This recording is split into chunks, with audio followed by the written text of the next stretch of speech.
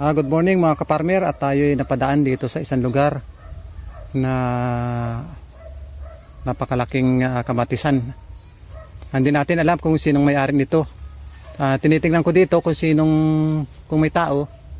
Wala ng tao dito kaya nag-video na lang tayo. Yan, napakalaki nito. Siguro itong kamatisan na ito ay nasa kulangin ng 1 hektarya. Yan, bago pa lang namumunga. Ayan, ang dami ng bunga. Tama-tama ito sa presyo ngayon dahil mahal ang kamatis. Ayan. Yan, napakalaki nitong tanimang ito. Siguradong malaki ang gastos dito. Yan, bago doon naman sa bandaron, ayun.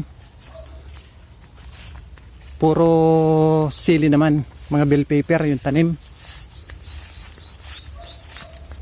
Ano, daming kamatis Ano, malapit na itong mahinog.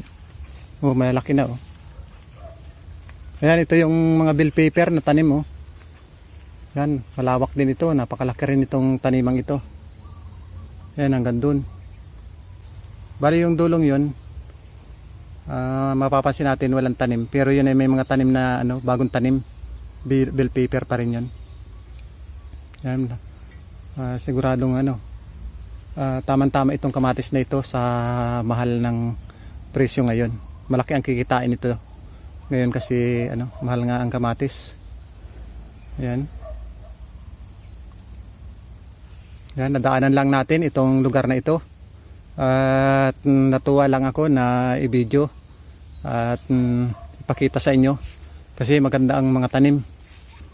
Maganda rin ang sili Ayan ang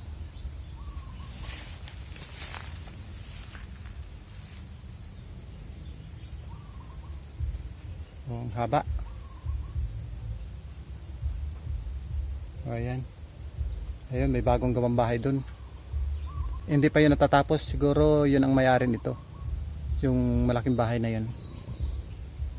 Ayan napakalawak na taniman na rin. Okay, salamat mga kaparmer sa inyong panonood ng ating video ngayon at pagpalain po kayo ng Panginoon sa inyong pong panonood.